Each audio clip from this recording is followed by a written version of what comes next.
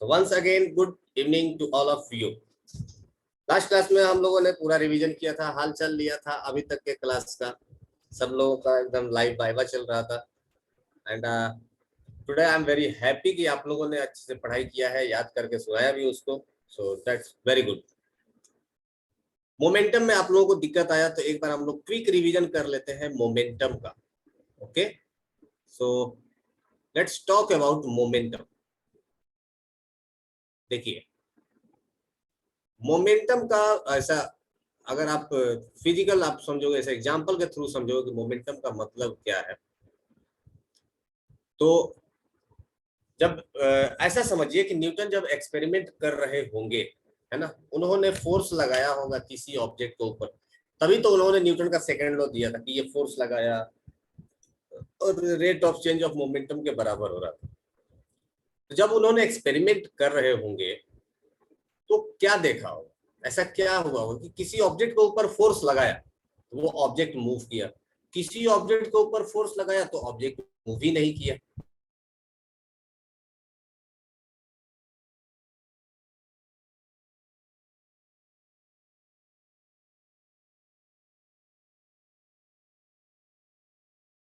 जाता है तो हमारे फोर्स लगाने की वजह से वो ऑब्जेक्ट हिला डुला भी नहीं, और अगर मास कम है तो ऑब्जेक्ट मूव कर गया। ये चीज तो समझ में आ गया कि जो फोर्स है ये उसके मास पर डिपेंड कर रहा है कि उस ऑब्जेक्ट के अंदर चेंज कितना आएगा, इफेक्ट कितना आएगा, ये बात डिपेंड करेगा कि उस ऑब्जेक्ट का मास कितना है। अब समझते हैं कि से मान लो कि दो बॉडी है, ऐसा दोनों लाइटर है, दोनों के मास में लिटिल बिट डिफरेंस है ना। पहला जो एक्सपेरिमेंट किया वहां पर आप कंपेयर कर सकते हो कि एक ईंट है और एक कार है, तो ईंट के ऊपर फोर्स लगाया तो ईंट मूव कर गया, कार के ऊपर फोर्स लगाया तो कार मूव ही नहीं किया। तो न्यूटन को ये लगा कि अच्छा चलो ठीक है, ये हेवी मास है, ये लाइटर मास है, लाइटर मास इजीली मूव कर गया और हेवी मास मूव नहीं कर पाया। बहुत अच्छी बात थी, लेकिन समस्या ये था कि से एक ईंट है और एक पत्थर है, दोनों ही लाइटर बॉडी है, दोनों के ऊपर सेम फोर्स लगा रहे हैं, दोनों मूव कर रहे हैं, तो दोनों के ऊपर हम लोग कैसे पता करें किसके ऊपर नेट फोर्स ज्यादा लगा, है ना, किस पर इफेक्ट ज्यादा प्रोड्यूस हो गया। तो उसको जब हम लोग कंपेयर करेंगे, मूव दोनों ऑब्जेक्ट कर रहे हैं, ईंट भी करेगा और छोटा सा पत्थर गिट्टी भी करेगा, लेकिन दोनों के इफेक्ट में डिफरेंस कहाँ आ जा रहा था, एक का वेलोसिटी ज्यादा था और एक का वेलोसिटी कम था। ईंट का वेलोसिटी कम था और स्टोन का वेलोसिटी ज्यादा था। तो कहने का मतलब यह है कि जिसका मास कम था उस पर इफेक्ट ज्यादा आ रहा था, उसका वेलोसिटी चेंज ज्यादा आ रहा था।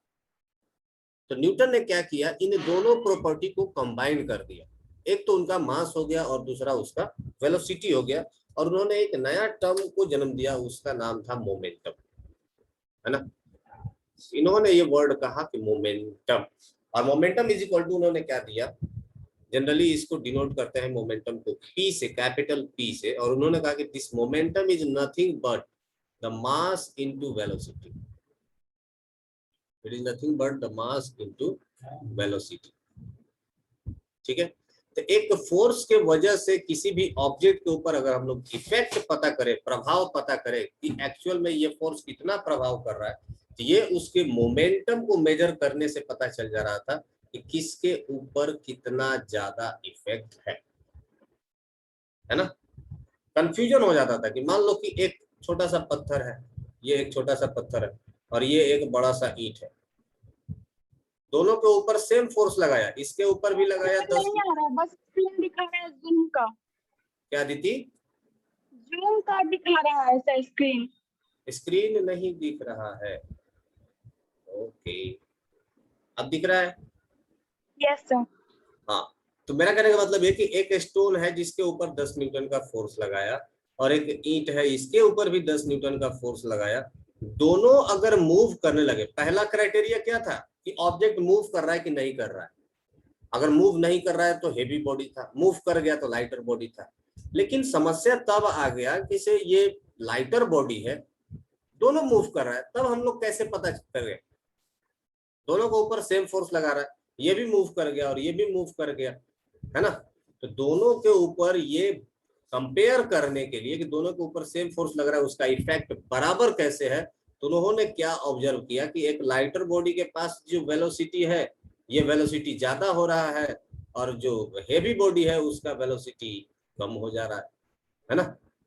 v1 will be greater than v2, correct. तो उन्होंने क्या किया कि इन चीजों को मल्टीप्लाई करके बता दिया कि ये जो नेट फोर्स है ना, net force that is due to change in rate of momentum, change in rate of momentum. इन्होंने क्या बोला कि ये जो 10 न्यूटन का जो फोर्स है ना, इसके ऊपर जो प्रोड्यूस करेगा इफेक्ट वो होगा m1 इंटू v1 के बराबर, और ये 10 न्यूटन का फोर्स जो इस ईंट पर लग रहा है ये होगा m2 इंटू v2 के बराबर। इसी को उन्होंने कहा मोमेंटम, ठीक है। और जो इसका फॉर्मूला है, हम लोग फॉर्मूला से यूनिट कैलकुलेट कर सकते हैं। आपको यूनिट हमेशा रटने की जरूरत नहीं है, अगर आपको फॉर्मूला याद है तो यूनिट ऑटोमेटिक याद हो जाएगा, ठीक है। अगर आपको यूनिट याद है तो ये ऑटोमेटिक पता चल जाएगा कि सॉरी फॉर्मूला याद है तो आपको ऑटोमेटिक पता चल जाएगा कि इसका यूनिट क्या होगा, ठीक है। सो यहाँ पर मास का यूनिट हम लोग क्या जानते हैं, दिस इज केजी, एंड ये जो वेलोसिटी है इसका यूनिट क्या होता है, मीटर पर सेकेंड। तो हम लोग कह सकते हैं कि मोमेंटम का जो यूनिट होगा that will be KG metre पर सेकेंड। तो कभी अगर आप भूल भी जाते हो कि इसका यूनिट क्या होगा तो आप फॉर्मूले के यूनिट से लिख सकते हैं इसका यूनिट, ठीक है। चलिए, आई होप कि ये आपको समझ में आ गया होगा कि मोमेंटम इज इक्वल टू क्या होता है, करेक्ट। अब हम लोग आगे बढ़ते हैं। आज के क्लास में हम लोग पढ़ेंगे न्यूटन का third law, Newton's third law, Newton's third law.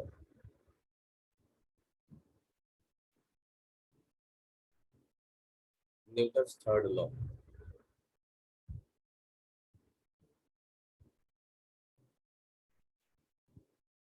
ठीक है।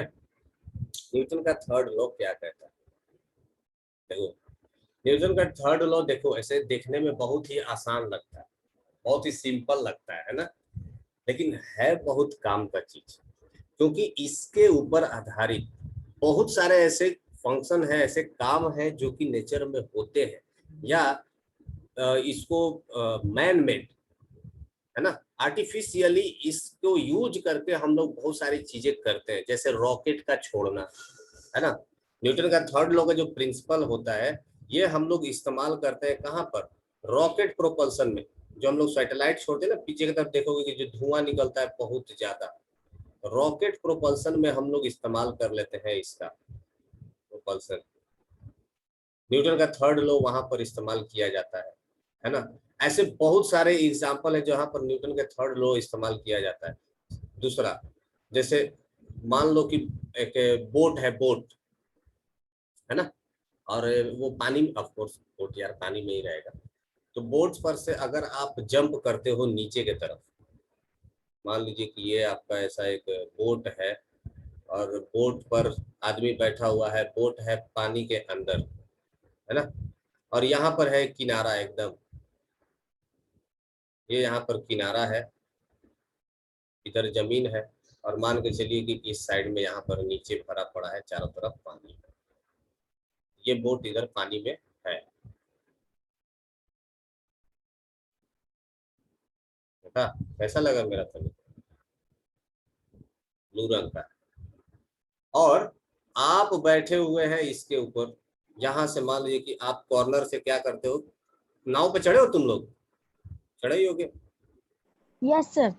सब लोग चढ़ा है क्या, सर क्योंकि बोट पे चढ़े हैं, इस पे नहीं चढ़े हैं। अबे नाव मतलब बोट होता है पागल। सर ये छोटा वाला है, ये अलग होता है, और बोट बड़ा वाला होता है। ये सर ऊपर में जो उड़ता है ना बोट, वो उस पे चढ़ी है ये ऊपर नहीं रे, जो पानी में छोटा वाला बोट है उसकी बात करें, बड़ा वाला बोट का तो हमारे कूदने से कोई फर्क भी नहीं पड़ेगा, छोटा वाला बोट। और मान लो कि यहाँ से आप कूदे, जंप किया एकदम डायरेक्ट जमीन पर, है, तो जंप करोगे, आप इधर की तरफ कूदोगे, इसका मतलब क्या होगा कि आप आगे के तरफ फोर्स लगाओगे ना अपने पैर से। जंप करने के लिए क्या करते हैं हम लोग, पैर से फोर्स लगाते हैं जमीन पर, ठीक है, तो हम लोग आगे की तरफ जाते हैं। तो मान लो कि तुम इधर की तरफ कूदे, इधर की तरफ वेलोसिटी आपने दिया, तो बोट जो है ना ये अपना माने पीछे की तरफ चल जाएगा, पीछे की तरफ स्लिप कर जाएगा ऑटोमेटिक। समझ गए क्यों? न्यूटन्स लॉ के कारण इसका एक अलग डायरेक्शन में वेलोसिटी होगा पीछे की तरफ। सर रिएक्शन की, रिएक्शन फोर्स ना, रिएक्शन तो होता ही होता है। या समझो कि वो क्या बोलते हैं, जैसे बच्चों का खेलने वाला वो जो आता है ना, वो छोटा छोटा खिलौना नहीं आता है, छोटा छोटा चक्का लगा रहता है, उसमें बैठ करके वो बच्चा है। यस सर, अभी भी है मेरे घर में यस सर। हाँ अभी भी यूज करते हो? हम लोग नहीं सर, बच्चा लोग यूज करता है। अच्छा, हम सोचे अभी भी यूज करते हो खेलने के लिए। तो उसमें अगर उसके ऊपर मान लो कि आप बैठ करके और आप अगर आप जंप करते हो आगे की तरफ, तो वो खिलौना देखोगे ऑटोमेटिक पीछे की तरफ चला गया, भाग गया पीछे की तरफ, है ना। ऐसा केसेस होता है। ऐसा क्यों होता है? क्योंकि न्यूटन्स के थर्ड लॉ के कारण। और सबसे बेस्ट एग्जांपल है, थर्ड एग्जांपल, हम लोग जो चलते हैं वॉकिंग, जो हम लोग चलते हैं वो भी क्यों चलते हैं? न्यूटन्स के थर्ड लॉ, वहां पर जो प्रिंसिपल लगता है वही प्रिंसिपल के वजह से हम लोग आगे की तरफ मूव कर जाते हैं। देखिएगा कि कैसे हम लोग आगे की तरफ मूव करते हैं। लेट सपोज कि ये एक आदमी है और ये इसका मोटा सा शरीर हो गया मोटा, और ये इसका पैर हो गया, ठीक है, ये इसका पैर हो गया,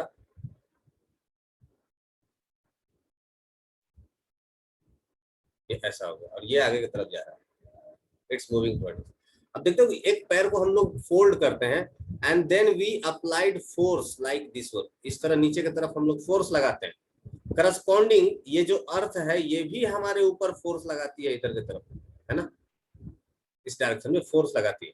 इसके वजह से हम लोगों के ऊपर एक नेट फोर्स लगता है किधर, सामने के डायरेक्शन में, जिसके वजह से हम लोग क्या कर पाते हैं, मूव कर पाते हैं। अगर ये अर्थ के द्वारा फोर्स नहीं लग पाता यहाँ पर, और अर्थ के द्वारा क्या बेसिकली वो फ्रिक्शन फोर्स होता है जो आपको आगे की तरफ धकेलता है। डायरेक्ट सिंपल भाषा में बोलता हूँ कि हम लोग अर्थ के ऊपर फोर्स लगाते हैं, उसके बाद अर्थ के द्वारा एक फ्रिक्शन फोर्स लगता है आगे के द्वारा, आगे की तरफ, ऊपर की तरफ, और वो जो हम लोगों को आगे की तरफ धकेलता है, ठीक है। अच्छा, और एक एग्जांपल है, जैसे सिंपल, अगर आप ये मोबाइल हो गया, इस मोबाइल को हम लोग रख लेते हैं ऐसे हाथों पर रखे हुए, है ना। अब ये मोबाइल रेस्ट में है हमारे हाथों पर इसलिए है क्योंकि ये जितना फोर्स हमारे हाथ के ऊपर लगा रहा होगा उतना ही फोर्स हमारा हाथ इसके ऊपर लगा रहा होगा, तो नेट फोर्स इसमें क्या हो जाएगा, जीरो। इसलिए ये अभी भी क्या है, रेस्ट में बना हुआ है। समझ में आया? तो कहने का मतलब यह है कि न्यूटन का थर्ड लॉ बहुत जगह इस्तेमाल किया जाता है, ये प्रिंसिपल बहुत जगह इस्तेमाल किया जाता है, तो ये बहुत ही इंपॉर्टेंट है। हालांकि ये स्टेटमेंट इसका बहुत ही आसान है, जो आप लोग भूलेंगे नहीं, है ना। और एक एग्जांपल भी बहुत फेमस है, वो थप्पड़ वाला, है ना। थप्पड़ से डर नहीं लगता साहब, लगेगा डर, जब पड़ेगा तो लगेगा। समझ गए? तो देखो थप्पड़ में कैसा हो जाता है कि किसी को आप हिट करोगे, समझो कि ये आपका दीवार है, एक एग्जांपल यहाँ से भी हम लोग ले लेते हैं। मान लो कि ये एक दीवार है, बहुत ही रिजिड सा, सीमेंट का बना हुआ है, और आप इधर से आकर के इधर से घूसा मारते हो इसको, है ना। आपने इसको इसको घूसा मारा, आपने इसको घूसा मारा, फोर्स लगाया इसके ऊपर, तो ये दीवार भी क्या करता है, आपको घूसा मारता है। जितना तेज आप उसको मारोगे उतना तेज दीवार आपको भी मारेगा, उसी के हिसाब से तो चोट भी लगता है ना। धीरे से मारोगे तो चोट नहीं लगता है, ज्यादा तेज मारोगे तो चोट लगेगा। क्यों लगेगा? क्योंकि आपने ज्यादा फोर्स लगाया दीवार को, तो दीवार भी आपके ऊपर क्या करता है, फोर्स लगाता है। तो अब हम लोग बात करते हैं कि सीधे स्टेटमेंट है क्या। इतना देर तक जो हम लोग बोले इसका मतलब है क्या, ये स्टेटमेंट क्या कहता है? स्टेटमेंट कहता है Newton's third law states that, देखो ये तो भाई लकीर का फकीर है, ये लाइन तो इस्तेमाल करना ही करना है। कोई भी लॉ पूछा जाए तो पहला लाइन तो कुछ आए ना आए, Newton's first law states that, इतना तो कह ही सकते हो ना। तो स्टेटमेंट ये है कि Newton's third law states that, Newton's third law, बोले तो न्यूटन का तीसरा नियम, third law states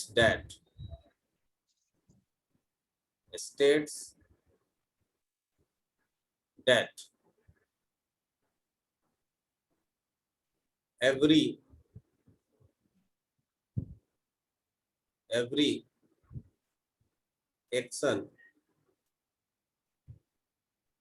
every action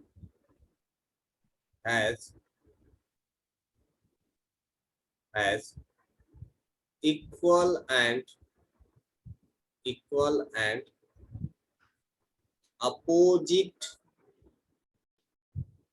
every action has equal and opposite reaction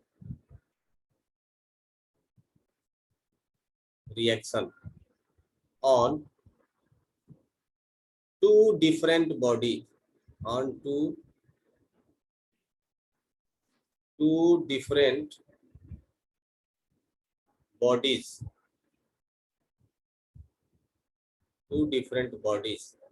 at same time,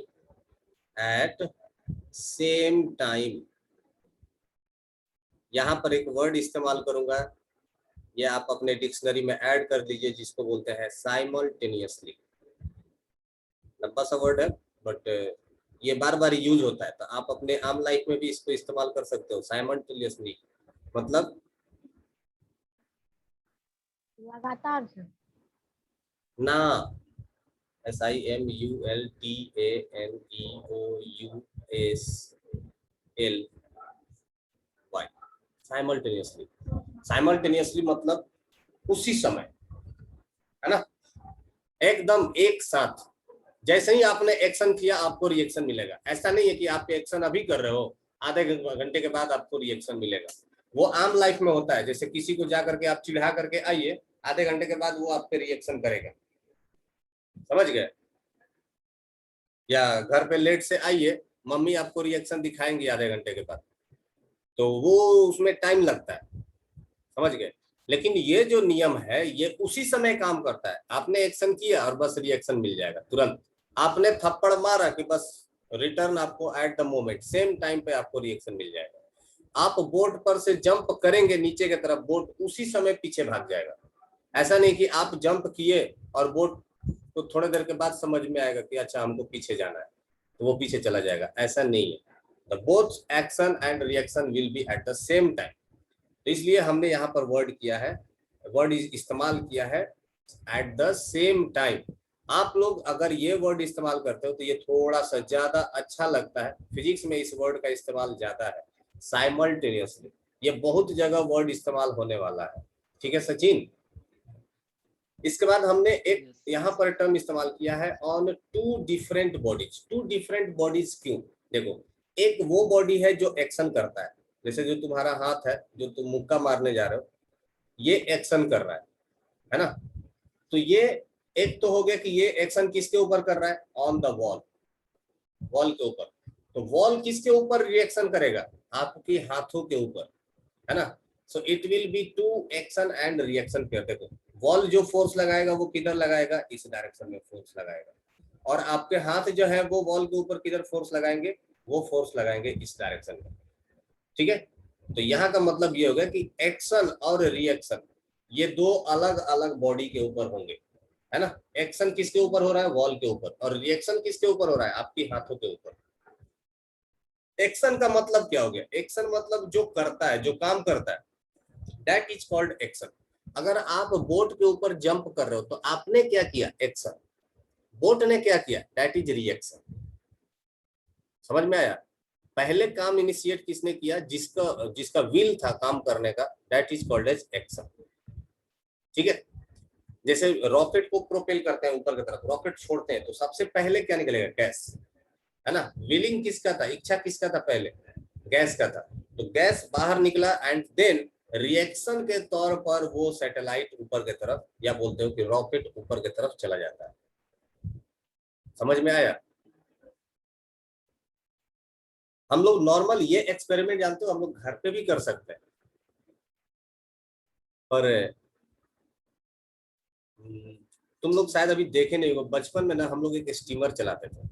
अभी तो ये सब गेम आउट ऑफ मार्केट चला गया। पहले एक स्टीमर मिलता था, हम लोग ऐसा छोटा सा वो बर्तन ले लेते थे, कठौत, कठौत जानते हो? हैं? यस सर, हाँ यस सर, जिसमें आटा साना जाता है। हाँ हाँ हाँ, yes sir, yes sir.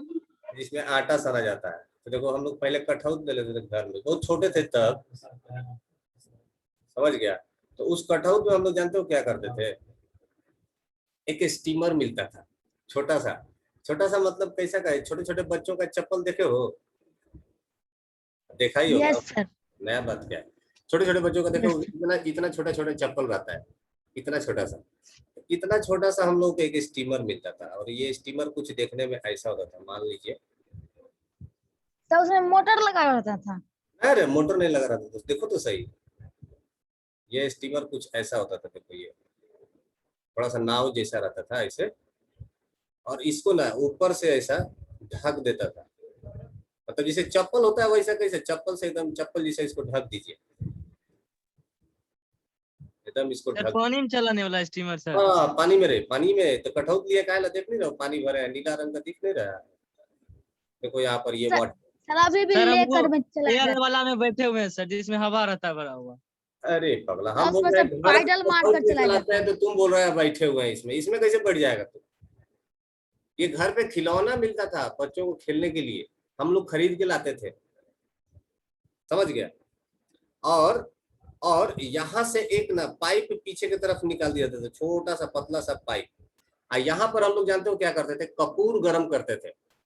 Kapoor जानता है ना, दिया दिखा रहा यस है? Yes, sir, sir. सर कभी कभी सर कैंडल भी देते हैं। हाँ हाँ, आप कैंडल नहीं सर, कपूर, समझ गए।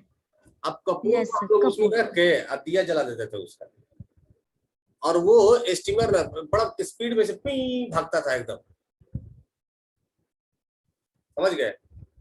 जानते हो क्या है उसके पीछे का प्रिंसिपल क्या था, एक तो था ये न्यूटन का थर्ड लॉ, और एक प्रिंसिपल और था, वो क्या था, सर कपूर जलाने से क्या होता था? बता तो रहे, वही तो बता रहे। देखो हम लोग स्टीमर स्टीमर को जरा थोड़ा सा हम बाहर निकालते हैं, और इसका थोड़ा बढ़िया सा स्ट्रक्चर बनाते हैं कि देखो कैसा स्टीमर वो दिखता था। देखते हैं इंटरनेट पे शायद होगा भी। यस सर, दिखाइए ना कैसा होता है रियल में। देखो ये एक बन गया ऐसा steamer,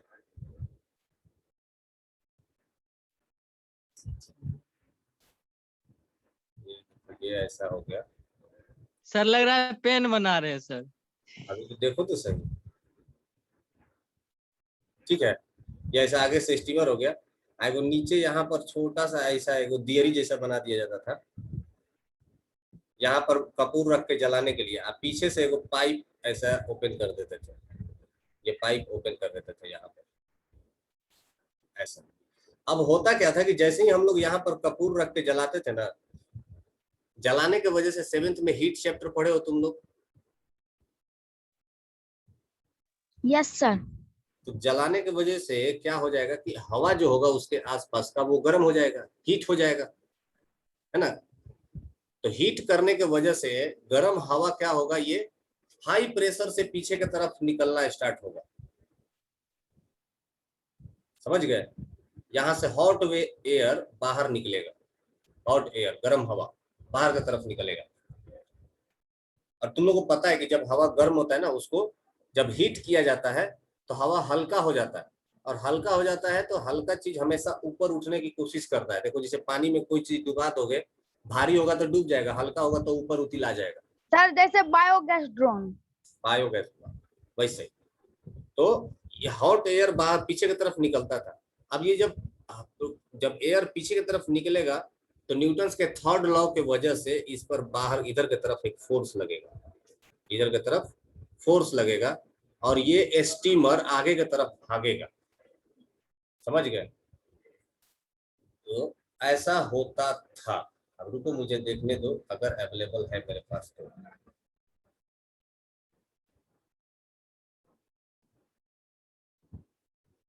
late me check it out कि वो ऐसा मिलता है कि नहीं अभी भी।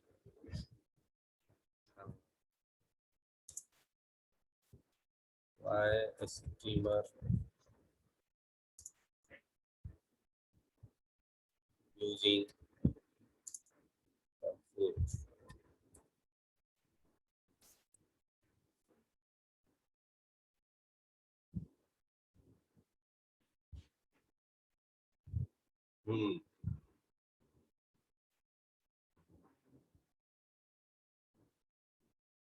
एक मिनट रुको, मैं ढूंढ रहा हूँ। होपफुली इमेज तो वैसे दिख गया है।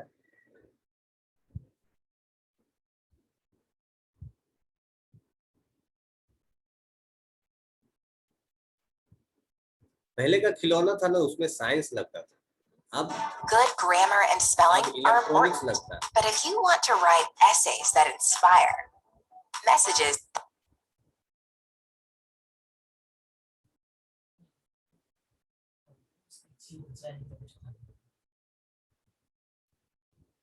सर क्या चीज दिखा रहे हैं? बस दिखाई रहे, तुम लोग दिख रहा है क्या? No sir. हाँ, अब नो दिखे। सर, आवाज सुनाई दे रही है। अब बस अब दिखा रहे हैं ना, दिखा अब? Yes sir. वीडियो दिख रहा है? अब यस सर। प्ले करता हूँ। Yes sir. देखो ये दिख रहा है, ये बच्चों का चप्पल जैसा ये स्टीमर। देखो ये ऊपर से ढका हुआ है, दिखा? ये देखो पीछे दो पाइप छोड़ा हुआ है, नहीं दिख रहा है तुम लोग को? दिख रहा है सर सर। दिख रहा। हाँ अब देखो ये इसको ढक देंगे इसे ऊपर से, ये किया बंद, हो गया। देखो बन गया ना जूता, लेकिन जूता नहीं है, स्टीमर है। चलिए अब देखो इसमें क्या क्या करते हैं। मोमबत्ती ले लिए, हम लोग कपूर इस्तेमाल करते थे, यहाँ पर मोमबत्ती है, मोमबत्ती को काट के छोटा छोटा कर देंगे और इस्तेमाल कर लेंगे।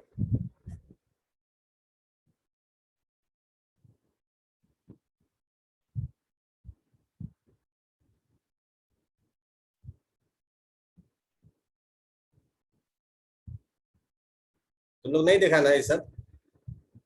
No sir. No sir. कागज का जहाज सर बनाना इसको वो। यस साइंस सर, का कागज जहाज प्रोजेक्ट के रूप में बना लेंगे। अच्छा साइंस सर को। मोटर से बनाए हैं। हाँ देखो इसमें पानी डाल दिया,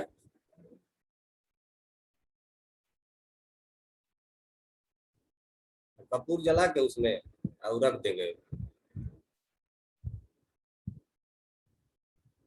सर अंदर क्यों पानी डाला? सब में तो है ये पानी। वो वाटर हीट होगा ना तब पीछे की तरफ फेंकेगा। जैसे सस्पेन में पानी गर्म कर दिए तो कैसे वो गर्म होने के बाद वो ऐसे ऐसे पूरा एकदम तेज चलने लगता है। उबलने लगता है। हाँ उबलने लगता है, देखो दिख रहा है। Yes sir. जैसे ही वो पानी गर्म होते जाएगा, पानी बोल रहे हैं, हवा गर्म होते जाएगा और हवा बाहर निकलते जाएगा, उतना ही जब तक ये जलेगा तब तक ये चलेगा। अब ये किसके वजह से चल रहा है? न्यूटन के थर्ड लॉ के वजह से। क्यों? देखो ये पीछे की तरफ ये दिख रहा है पानी का ऐसे रिपल्स का बनना, पानी ऐसा रिपल्स बन रहा है ना, देखो वहां यस पर sir, yes sir. Yes sir. कोई चीज छूट रहा है, वहां से दिख गैस रहा है। बाहर निकलता है, वही पानी का रिपल्स बनाता है। समझ गए?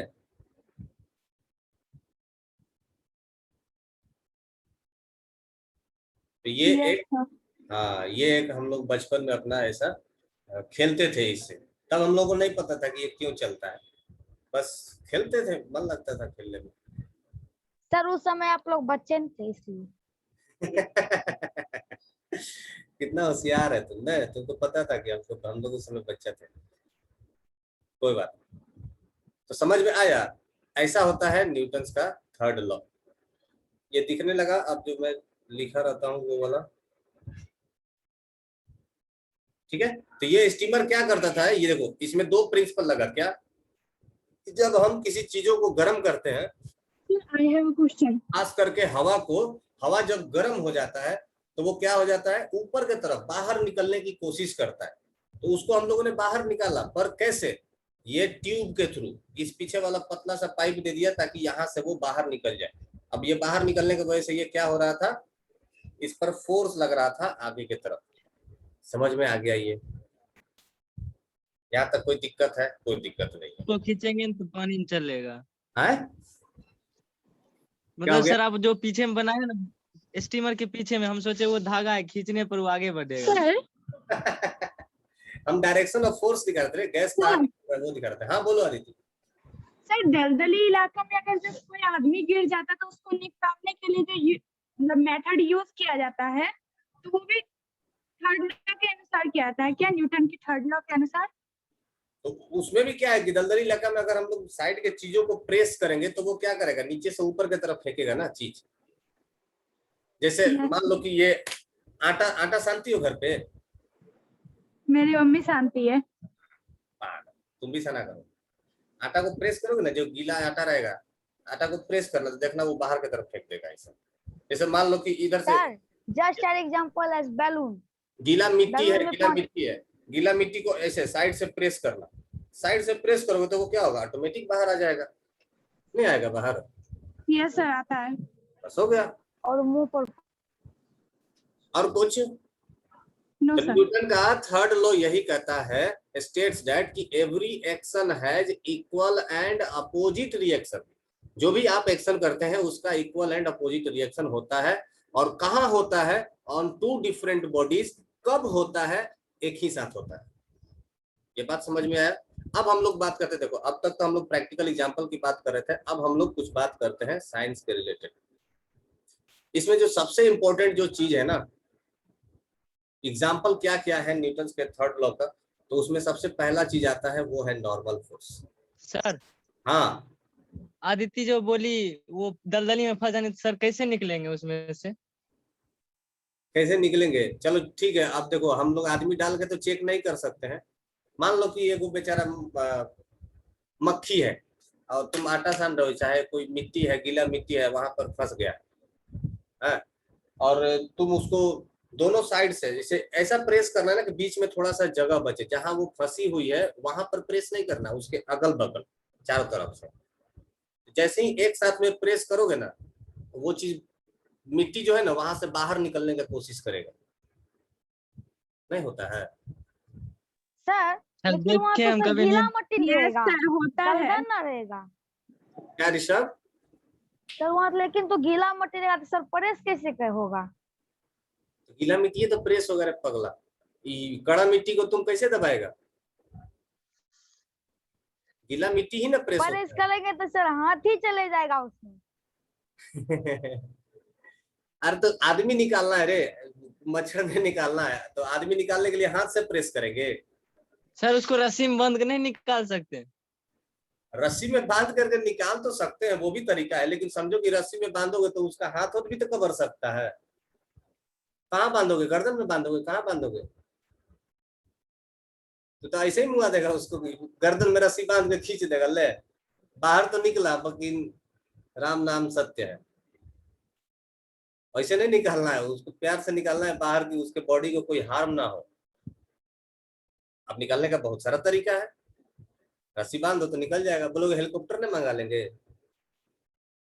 मंगवा लो, लेकिन जब तक हेलीकॉप्टर मंगवाएंगे तब तक तो वो काम तमाम हो जाएगा। सर हाँ सर एक आइडिया है, सर किरान मंगवा लेंगे सर। हाँ हाँ, उसको जब तक पकड़वा तुम्हारा लेंगे। किराना आएगा ना तब तक वो चले जाएंगे। बेहतर तरीका होता है कि दलदल ये है तो अगल बगल कुछ भारी चीज बांध करके और अगल बगल में डाल दिया जाए, कि वो भारी चीज जब नीचे की तरफ प्रेस होगा तो वो आदमी, मिट्टी जो है वो ऑटोमेटिक बाहर निकलने की कोशिश करेगा। तो जब मिट्टी सर, बाहर जैसे- निकलेगा तो मिट्टी के साथ साथ आदमी भी बाहर निकल जाएगा। सर वो वाला हाँ। कहानी नहीं सुने थे सर, जो सब घड़ा में पानी रहता है सर, कंकड़ डाल के पानी ऊपर आता है, कौवा पानी पी कर उड़ जाता है और खत्म, कहानी हो जाता है। कौन पानी पी के उग जाता है? सर एक बार कहानी नहीं सुने थे सर, वही वाला सर, न्यूटन हाँ हाँ हाँ हाँ, कौवा वाला, प्यासा कौवा। थर्ड पानी नीचे रहता है फॉलो घड़ा करता में, है। उसमें कंकड़ डालता है, जैसे जैसे कंकड़ डालते रहता है पानी ऊपर आता बस बस बस, सही पकड़े। तो अब हम लोग बात करते हैं, देखो फिजिक्स में न्यूटन के थर्ड लॉ को कैसे हम लोग इस्तेमाल करते हैं, उसमें सबसे इंपॉर्टेंट जो है वो ये है नॉर्मल फोर्स। नॉर्मल फोर्स हमने स्टार्टिंग में थोड़ा सा आप लोगों को बताया भी था कि नॉर्मल फोर्स क्या होता है। तो नॉर्मल फोर्स होता है, ये एक तरह से रिएक्शन फोर्स होता है किसी भी ऑब्जेक्ट के द्वारा अप्लाई किया गया किसी दूसरे ऑब्जेक्ट के ऊपर। फॉर एग्जाम्पल से मान लीजिए कि ये एक टेबल है, तब भी हमने एक टेबल बनाया था, आज भी मैं टेबल बना रहा हूँ। मान लीजिए कि ये आपने एक टेबल रखा है, ऐसा टेबल के ये 4 पहिए हो गए, पहिया नहीं पैर हो गया, ये कुछ टेबल हो गया ऐसा, और इसके ऊपर आपने कुछ रख दिया ऐसा, मान लीजिए ग्लास या बुक रख दिया, चलो ठीक है, हाँ ऐसा कुछ बर्तन रख देते हैं, ये लो ऐसा बर्तन रख दिया, ठीक है, ये हमने इसमें ग्लास रख दिया। और इस ग्लास के रखने के वजह से क्या हो जाएगा, ग्लास जो होगा ये टेबल के ऊपर फोर्स लगाएगा। ये ग्लास क्या करेगा, इस टेबल के ऊपर फोर्स लगाएगा, किधर, डाउनवर्ड डायरेक्शन में, नीचे के तरफ। ये टेबल के ऊपर फोर्स लगाएगा किधर के तरफ, नीचे के तरफ। इसका मतलब ग्लास क्या कर रहा है, एक्शन कर रहा है, नीचे के तरफ एक फोर्स लगाएगा F1, ठीक है। तो टेबल भी क्या करेगा, न्यूटन के थर्ड लॉ के कारण ये भी क्या करेगा, टेबल इसके ऊपर फोर्स लगाएगा, किधर, ऊपर के तरफ। ये टेबल ने फोर्स लगाया इस ग्लास के ऊपर, ऊपर के तरफ, मान लीजिए ये फोर्स हो गया F2। तो न्यूटन ने ये भी कहा था कि ये जो फोर्स लगेगा, ये फोर्स क्या होगा, that will B equal and opposite. तो F1 will be equals to F2। और चूंकि दोनों का डायरेक्शन उल्टा है, तो इसलिए हम लोग क्या करेंगे, एक के ऊपर नेगेटिव साइन लगा देंगे। समझ में आया। तो F1 बराबर माइनस ऑफ F2 लिखेंगे, या इसको ऐसे भी लिख सकते हैं, F2 is equal to minus of F1। इसी को हम लोग कहते हैं न्यूटन्स का थर्ड लॉ, है ना। ये क्या हो गया, दोनों force, both forces are equal but opposite in, both forces are equal but opposite in direction,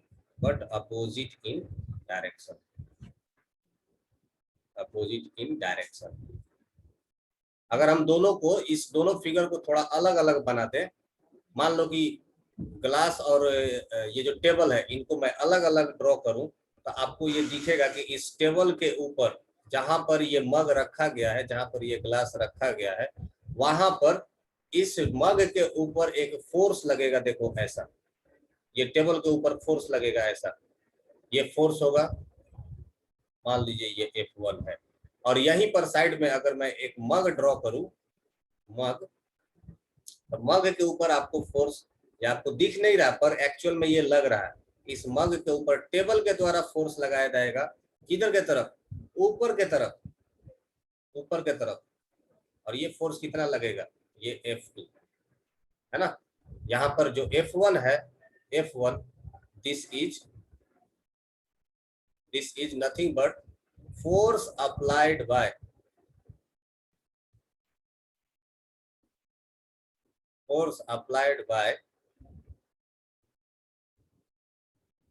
mug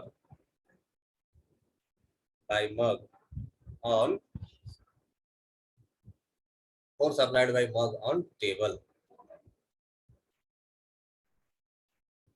और F2 क्या है, this is force applied by table on mug, force applied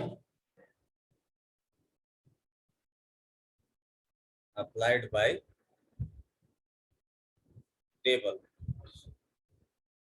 on, किसके ऊपर, ऑन मग के ऊपर। समझ गए।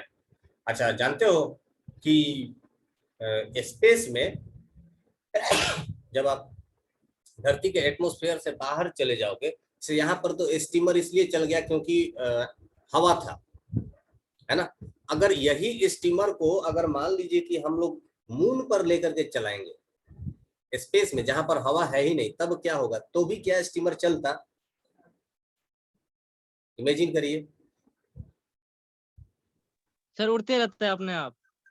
अपने आप नहीं उड़ सर चलता है, लेकिन सर वो ऊपर में उड़ता है, मतलब सर मून हवा पर में ये उड़ता मून पर ये स्टीमर काम नहीं करेगा। क्यों नहीं करेगा? क्योंकि वहां पर हवा है ही नहीं। यहाँ पर हम लोग क्या कर रहे थे, वो गर्म करने के वजह से हवा गर्म हो रहा था और हवा पीछे की तरफ निकल रहा था, इसलिए स्टीमर चल रहा था। अब मून सर पर तो यहाँ हवा पर है ही नहीं। धरती पर वो ग्रेविटी के कारण गरम हवा होने के कारण चला था, और स्पेस पर अपने आप चलेगा क्योंकि वहां पर ग्रेविटी है ही नहीं। नहीं, मान लो कि स्पेस में उसको ले आकर के चुपचाप उसको रख दिए, तो अपने आप कैसे चलेगा? रखा हुआ है एकदम। चलेगा नहीं, तैरेगा, नहीं, क्यों तैरेगा? क्योंकि वहां पर ग्रेविटी नहीं है। पागल हो क्या? स्पेस में ग्रेविटी है। Gravity is due to mass. और सर मून है तो मास है उसके पास। मून के पास मास नहीं है, मून मासलेस है। सर हाँ ऋषभ बोलिए। सर वहाँ माचिस जलाएंगे तो सर वहाँ जलेगा माचिस? माची से नहीं जलेगा, सबसे बड़ा इंपॉर्टेंट पॉइंट तो यही है। वही तो सर हम कह रहे हैं। बताओ, माची से नहीं जलेगा क्योंकि ऑक्सीजन नहीं है। जलने के लिए ऑक्सीजन की जरूरत होती है। समझ गए ना?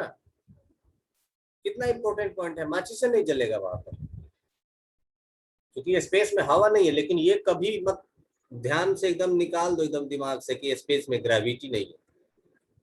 ग्रेविटी सब जगह है। Everywhere in the universe is there gravity. Sir हाँ, सर अगर सर वहाँ सर ग्रेविटी नहीं रहता, सर नील आर्मस्ट्रांग और सर राकेश शर्मा और सर वहाँ जाके सर मतलब सर नीचे कैसे उतरता? उस समय तो सर वो हवा में ही रहता, ग्रेविटी नहीं रहता। ग्रेविटी तो है। हाँ, ग्रेविटी कम है। जैसे यहाँ पर अगर आप बॉल को फेंकते हो तो वो 2 ताला तक जाता है, वहां पर फेंकोगे तो 10 ताला तक जाएगा। यस सर वहाँ कम है। हाँ, कम है पर है। सर यहाँ एक कदम चलते हैं तो सर 1-2 जाते हैं, सर वहाँ एक कदम चलते हैं सर 2-3 मीटर उड़ के जाते हैं। हाँ, यहाँ पर अगर लॉन्ग जंप, हाई जंप करते हो, 5 फीट अगर आप जंप करते हो तो वहां पर उतना में तो तुम 10-15 फीट आराम से उड़ जाओगे। ज्यादा ही, कम नहीं। तुमको पकड़ के लाना पकड़ेगा नीचे। ठीक है, चलिए तो हम लोग आगे बढ़ते हैं। तो ये था न्यूटन्स का थर्ड लॉ, और न्यूटन्स का थर्ड लॉ का सबसे इंपॉर्टेंट है ये नॉर्मल फोर्स, कि एक ऑब्जेक्ट जब कांटेक्ट में रहेगा तो हमेशा एक दूसरे के ऊपर फोर्स लगाएंगे, and that force between the two surfaces is called as normal force, है ना? तो इसको हम लोग क्या कहेंगे? इसको हम लोग कह सकते हैं कि when टू आप बोल सकते हो कि सॉलिड ऑब्जेक्ट कह लीजिए, मेनली ये सॉलिड ऑब्जेक्ट के लिए होता है। अगर लिक्विड होगा, फ्लूइड होगा, तो वहां पर आर्किमिडीज प्रिंसिपल काम करने लगता है। तो when two solid objects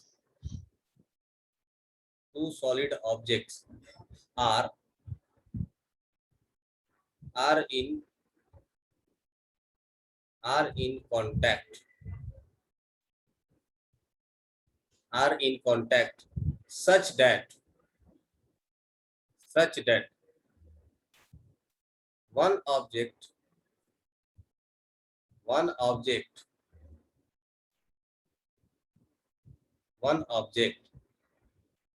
applied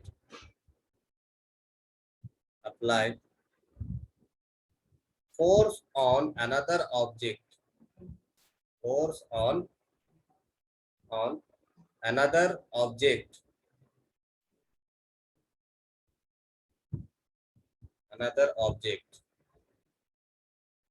then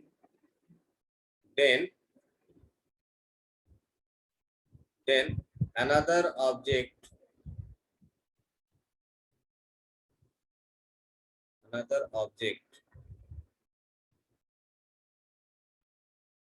must apply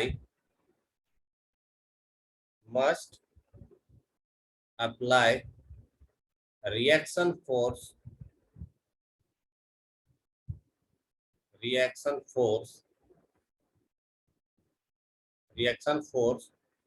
on first object. ये अंग्रेजी में लिख दिया लंबा चौड़ा, भावनाओं को समझिए कि कहना क्या चाह रहे हैं कि अगर दो सॉलिड ऑब्जेक्ट एक दूसरे के कांटेक्ट में है और इस तरह से कांटेक्ट में है कि एक ऑब्जेक्ट दूसरे के ऊपर फोर्स लगा रहा है, तो दूसरा ऑब्जेक्ट भी पहले के ऊपर फोर्स लगाएगा। यही न्यूटन का पहला थर्ड लॉ है, और इस फोर्स को हम लोग कहते हैं that force is called as normal force. Force is known as normal force, known as normal force, normal force या रिएक्शन फोर्स भी कहते हैं इसको। आप इसको नॉर्मल फोर्स को रिएक्शन फोर्स भी कह सकते हो। This is also called as reaction force.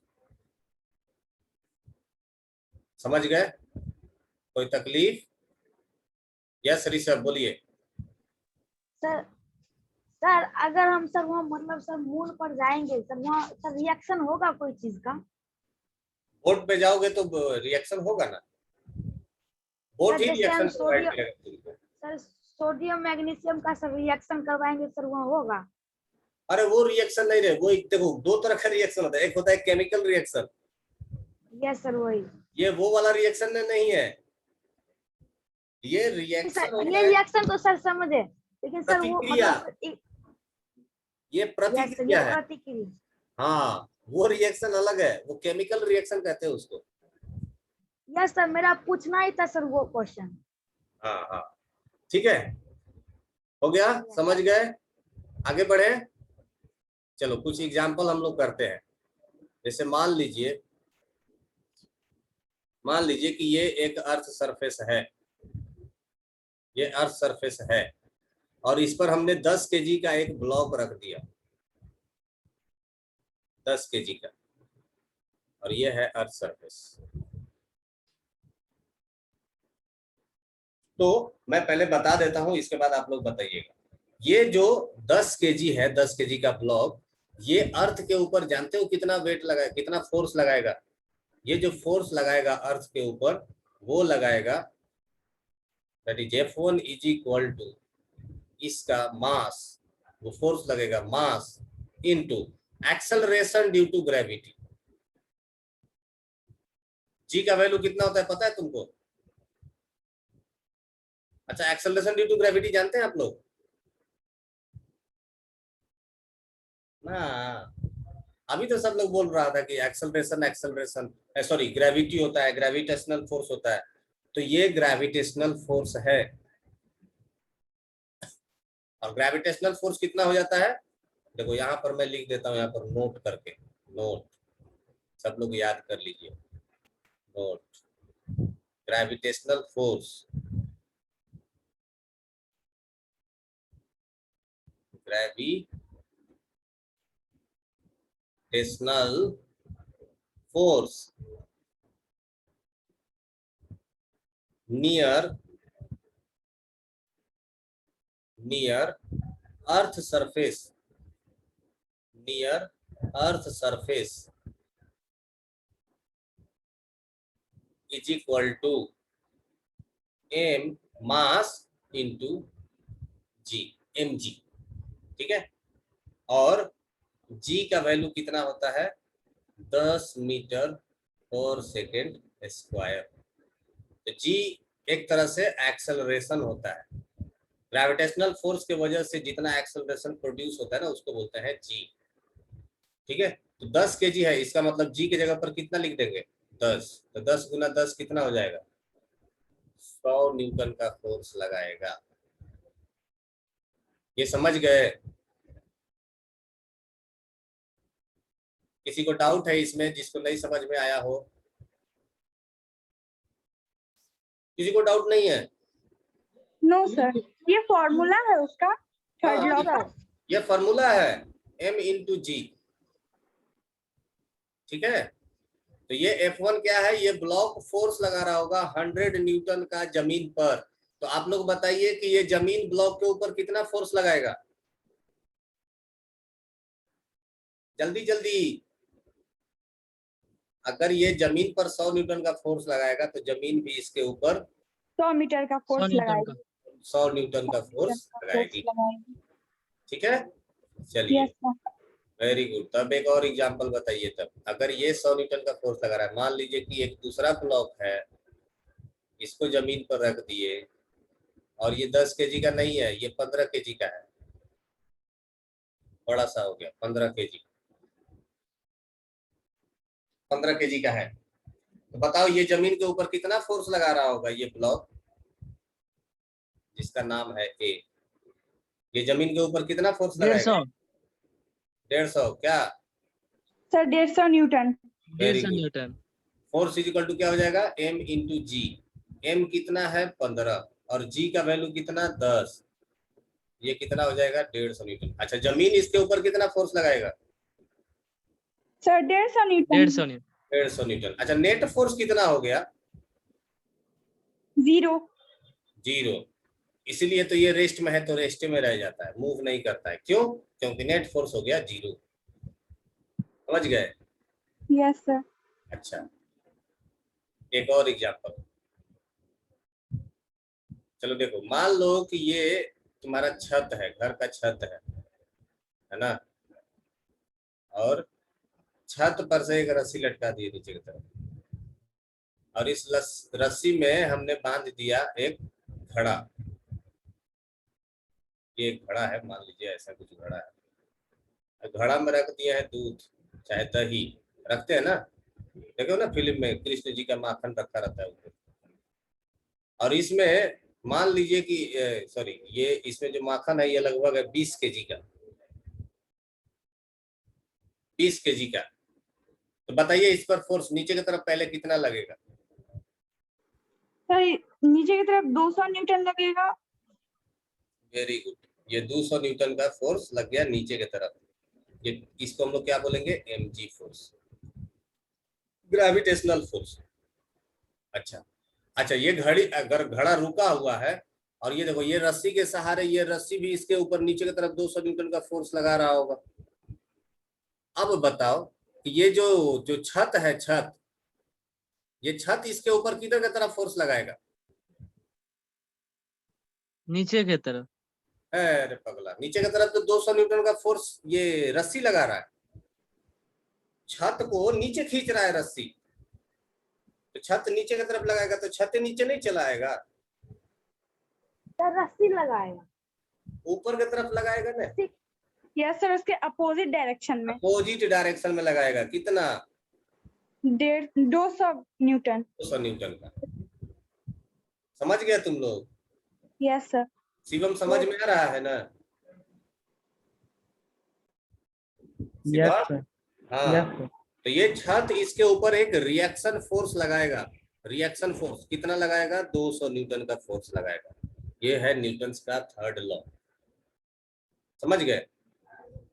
अच्छा, ऐसा बहुत सारा एग्जांपल है, कोई भी एग्जांपल कर सकते हो। चलो देखो, एक एग्जांपल ये भी करके दिखाओ।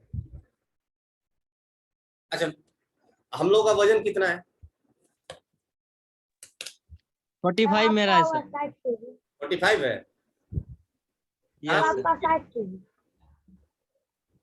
अगर तुम्हारा वजन है 45 kg, तो तुम धरती के ऊपर कितना फोर्स लगा रहे हो?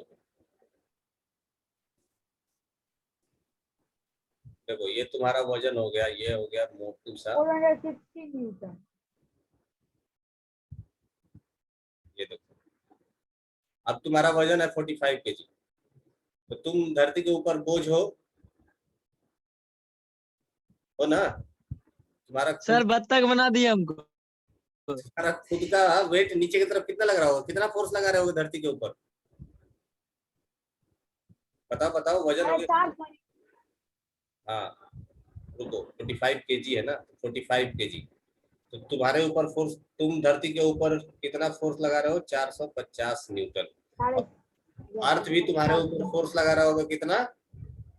450 न्यूटन। 450 न्यूटन। इसका मतलब तुम धरती के ऊपर बोझ हो, है ना? कितना? 450 न्यूटन का फोर्स तुम धरती के ऊपर लगा रहे हो हमेशा, है? चलिए, तो इसी को बोलते हैं न्यूटन्स का तीसरा नियम, न्यूटन्स थर्ड लॉ। अब ये खत्म होता है हम लोगों का यहाँ पर फोर्स का सारा टॉपिक, जितना आपको चाहिए हायर लेवल तक। Higher level in the sense beyond your syllabus, आपके सिलेबस से बाहर भी हम लोगों ने किया है इसको सॉल्व। अब आपको होमवर्क ये है कि तो याद होना चाहिए, दूसरा आपके डिस्क्रिप्शन में हमने एनसीईआरटी अपलोड किया है, फोर्स एंड प्रेशर, फिजिक्स के सेक्शन में जाके देखिएगा। देखा है आप लोगों ने? यस सर, लाइब्रेरी में है। लाइब्रेरी में। सर होमवर्क में उसी को बनाकर भेज देंगे। यस, तो होमवर्क आपको एनसीईआरटी के, एक तो आप देखेंगे कि इसके इंटरनल जब आप पढ़ेंगे ना, रुकिए मैं आपको दिखाता हूँ, just wait for a minute.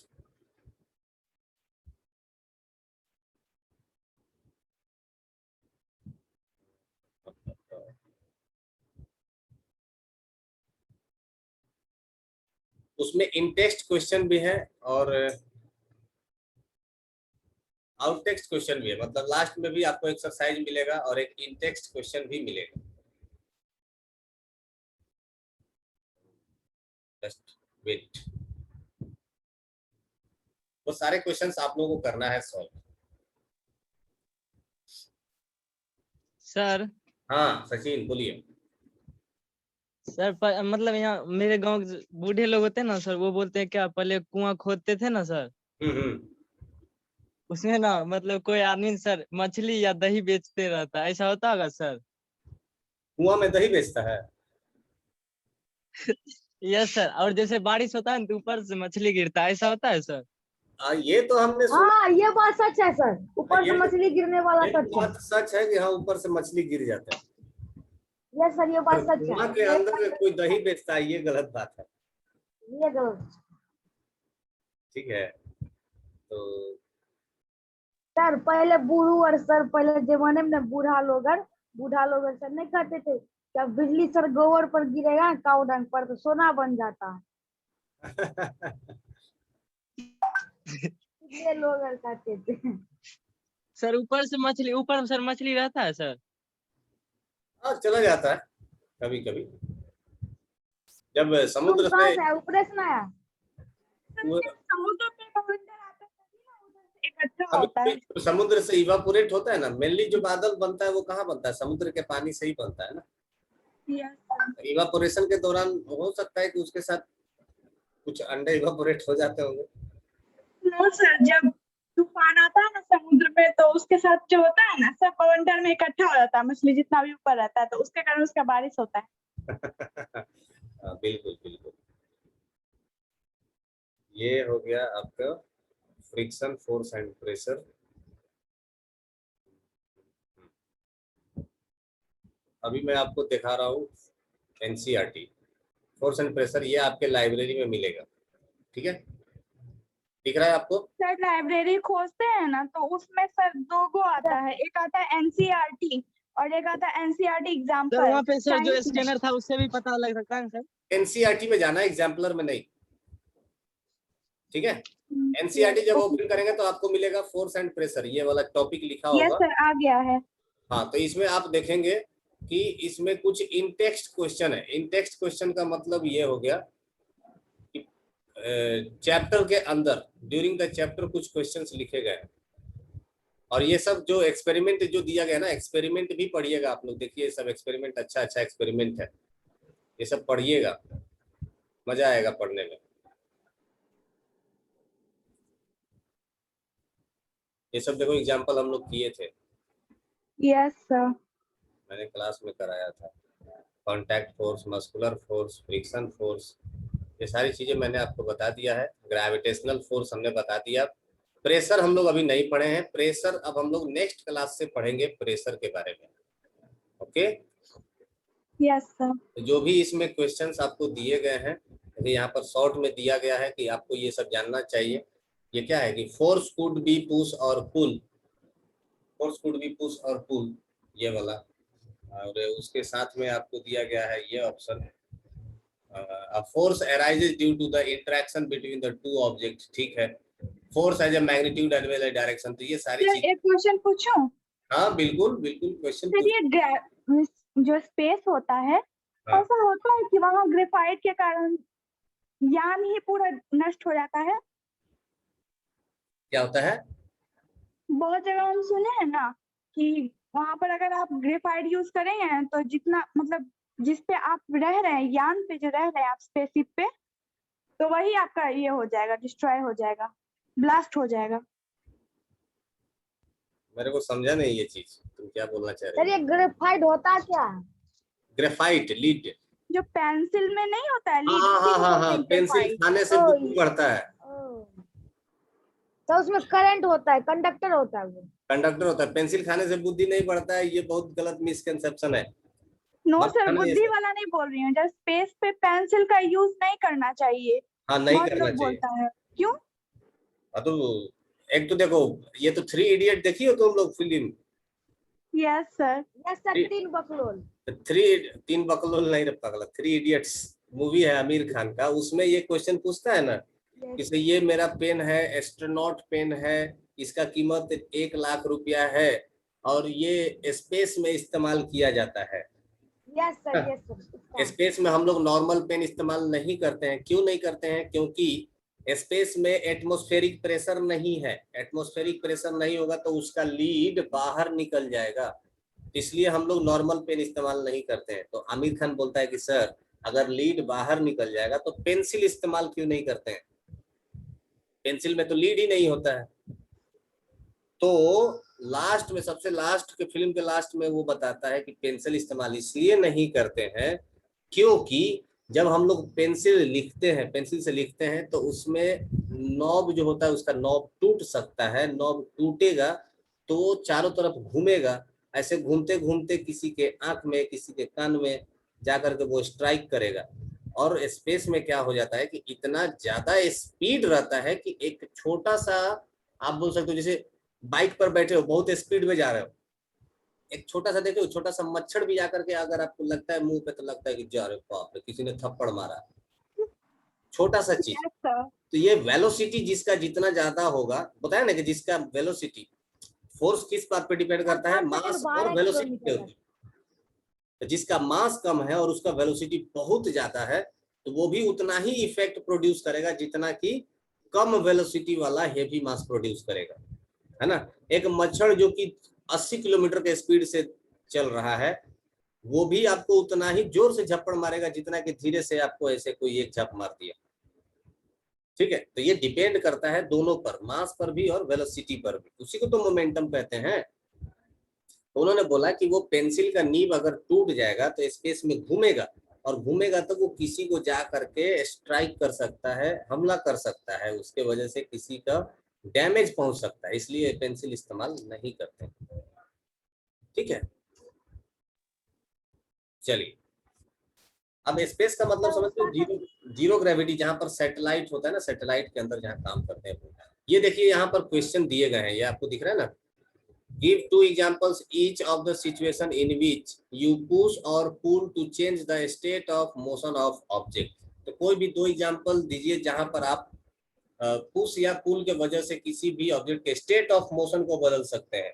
जैसे ब्रेक लगाना, गाड़ी रेस्ट में आ जाएगी, और कोई ऑब्जेक्ट अगर रेस्ट में है उसको धक्का देना, वो गाड़ी मोशन में आ जाएगी। ऐसे ही ऐसे बहुत सारे एग्जांपल्स हैं, ये सारे आपको एग्जांपल सॉल्व करने होंगे। देखिए ये आपको इस तरह का सारा कुछ दिखेगा जब आप ओपन करेंगे लाइब्रेरी, तब chemical effect of yes sir. And pressure, friction, light, ये सब कुछ मिल जाएगा आपको उस पर। ठीक है, तो चलिए यस आज के क्लास को हम लोग करते हैं यहीं पर खत्म।